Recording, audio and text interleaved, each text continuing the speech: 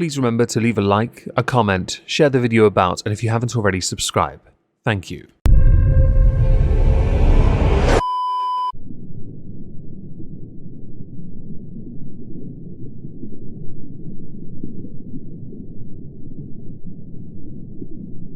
Well, isn't this just fantastic?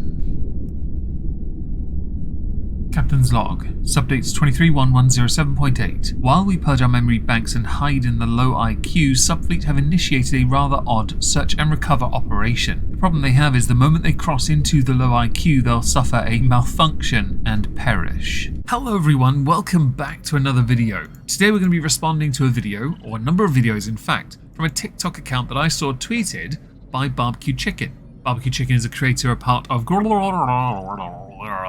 and like myself, we like to point at hypocrisy within those who think that they are immune to criticism. On TikTok, that is quite prevalent, because if you criticize someone on TikTok who pushes a bad message or a contradictory message, they will respond to you and gaslight the crap out of you. Or they will deflect. Or they will try and say, but if I did this wrong, why don't you do it on your TikTok? I'm sure there's a fallacy in there somewhere. I just don't know the names. It's a any excuse kind of argument. Obviously on my channel, on any channel I use in fact, except for the crime one really, I'm not overly fond of fat acceptance because it is typically used to push the unhealthy message. And I know, cartoon avatar, you have no leg to stand on, you're not on camera. Shut the fuck up. The argument presented can still be accurate regardless of whether the individual is on camera or not. You know who you are, unsubscribe. And smash the like on the way out. Barbecue Chicken had tweeted out 3 videos. Now the first one is playing on the screen now. I'm not a fan of this video. I can't play the audio from it. It's a Micah song, I believe. To me, this video is, let's say, empowering to some, others disgusting. There is a middle ground, I'm sure. Indifference will undoubtedly play a part. I'm showing you that video on loop while I speak because they have responded to criticisms they've received for other content. In fact, at one point they obsessed over one person who kept replying to them, made several TikTok videos responding to them for calling out their hypocrisy. Before I show you some of those replies, which I find quite dumb, we're going to go to another video that Barbecue Chicken included in a tweet thread of only 2 tweets. The second video is what we're going to respond to first before we go to those anyway. Some of y'all make no fucking sense. In one breath, you will tell fat people to only eat salads, to eat less food, and to eat more veggies. Some is a very important word. Hashtag not all. I personally would rather tell someone who is overweight, if they want to push the message you push, of fat acceptance, get used to the idea that many are going to be critical of it because it is not something to glorify, which is what one does when they say fat acceptance. It is not something you can conflate with those who have medical conditions, nor those who are old and no longer care, because they have no reason to care, they're old, honestly. For those who are young, spry, in the peak of their youth, yes, they don't really have much in the way of excuse beyond that of a selfish tendency. And then when said fat person dies, y'all are like, oh my god, why are you grilling lettuce? Why are you eating the lettuce like that? Why are you sauteing the lettuce? I'm sensing cope. You do realize, on the internet especially, that the internet is filled with people who have a number of mental health conditions that mean, or make it so, they will obsess over the tiny detail and feel compelled to tell you that you are wrong, you've prepared something wrong, you are always going to be wrong, you'll never get it right. I like to think of them as more black pill boomers, but there's another word for it. There's also another term for it. Some can be regarded as pedantic shits, which is what I call them. Others will call them some form of gold-tistic. See how many of you got that? Isn't it soggy? Is that still crunchy? Why are you eating it like that? So which one is it? Why are you talking like that? That's my I think you're stupid voice, Mom. You know that. I'm kind of curious what inspired this one, compared to others where you singled out a comment, hyper-focused on that comment, and produced content on that comment, as opposed to a generalized statement.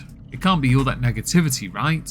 And yes, this is all entirely sarcastic, but spoken without that rather irritating inflection. So which one is it, folks? Tell me to eat more lettuce, you tell me to eat more vegetables, and then I do, and then you're fucking upset about it. So make up your mind, people. Make up your mind, or how about we just stop commenting on what people eat? Piece of advice as a fellow creator. Never tell your audience what they should or should not say in your comments, because I promise you, if you tell them that, they're going to put it there more often now to spite you. You have a sizable following on TikTok, over 50,000 in fact. You're going to draw a fair amount of attention regardless. By the way, for someone with 50k on TikTok, you are another one of those damning statements for how it is that you can have a lot of followers and still be a nothing on a platform. I have 118,000 subs. I am a nothing here as well. It is 100% relatable. The problem you also have is, in your case, you have to produce a lot more content to get as many views, to be able to continue to push your message, but at the moment, your message is mostly replying to negativity. By the way, I found the video where you were prepping some vegetables, and I thought I'd show you a brief clip of that now before we genuinely go on to the next video.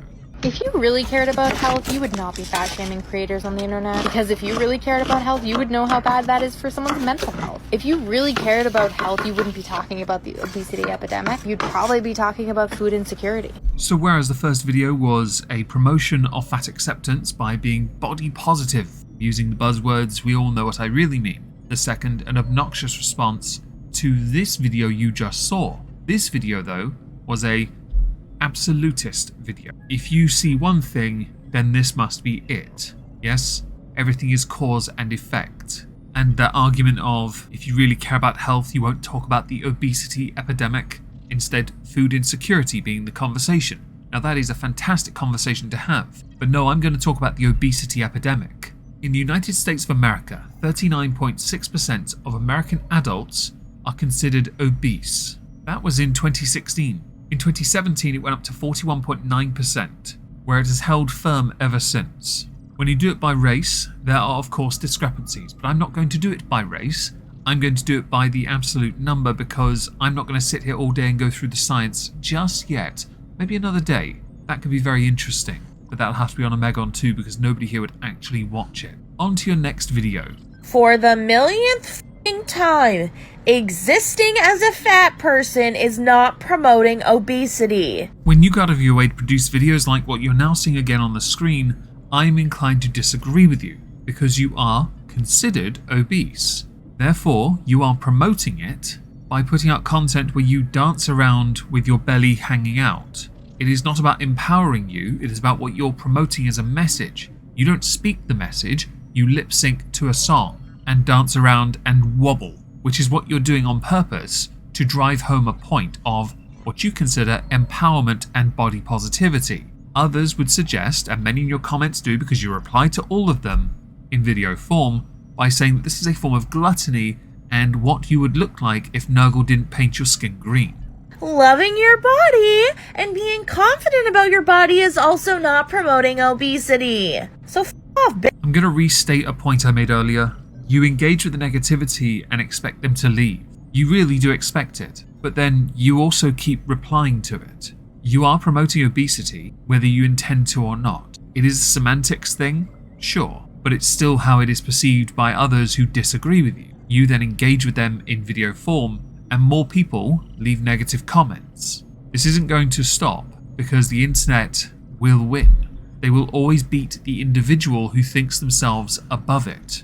Video number 4 or 5 or whatever it is next is you replying to a comment, and it's one I found quite interesting.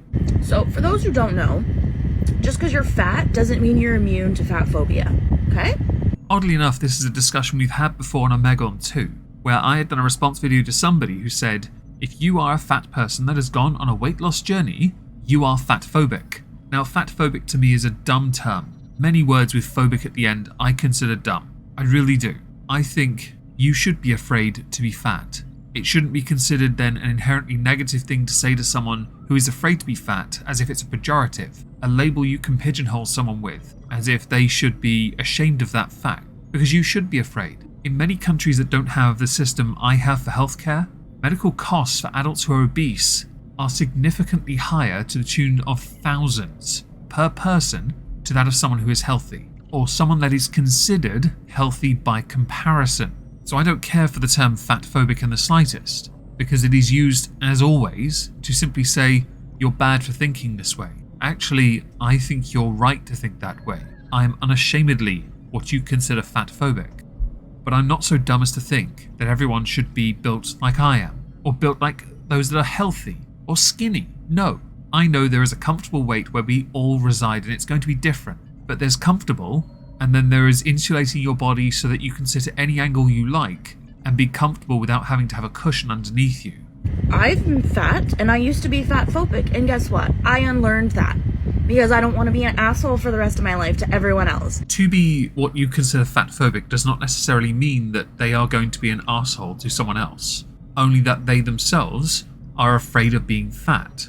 That's what the word phobic means after all. If you're an arsehole to someone else, you're an arsehole. It's a much easier label to use, don't you think? You can say you unlearned it for yourself and accepted who you are. That's called fat acceptance, or body positivity. They often get conflated, quite often in fact, but they don't necessarily have to be the same thing. Additionally, if someone themselves is quite large, and they then are fatphobic, they might be doing something to change their life for the positive. Doesn't make them an arsehole, but a lot of them do become arseholes when they start losing weight. They get quite cocky.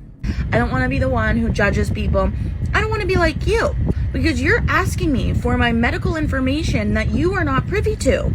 I don't want to be like you. I used to be like you, and then I changed myself to not be a f***ing asshole. For this to make sense, Tabitha, the person she is responding to, has been responded to several times in comments by this individual we're covering today. On the screen you see the TikToks. Yes, all of those are responses to Tabitha, all stemming from one TikTok, but as you can tell, Marissa got free content out of this and it did reasonably well on her page. Congratulations. As a counter to that, by replying to the comments in the way you have opened yourself up for additional blowback because you didn't respond very well, although I do agree it is possible to be overweight and fatphobic at the same time. It is not exclusive to skinny people.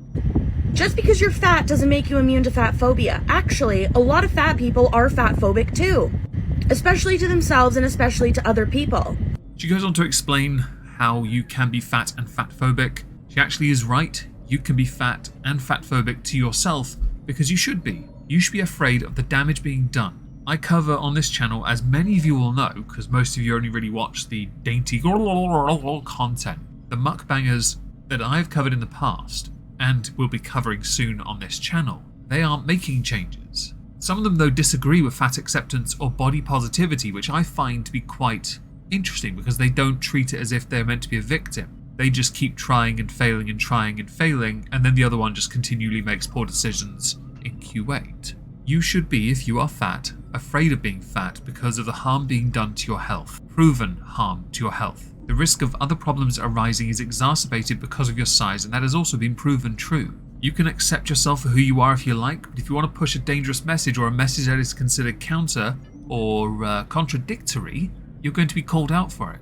Replying to every single comment you get about that isn't going to make you any better or help you when you proceed to try and grow your message, especially on TikTok. Although I would argue if you want to really push and grow as a brand, TikTok isn't the place to go. Nor is Instagram. I would argue it has to be YouTube, as it is the biggest platform to try and grow that kind of message, although you will get more blowback on YouTube. If you can't handle the blowback you get on TikTok, you really won't be able to handle it on YouTube.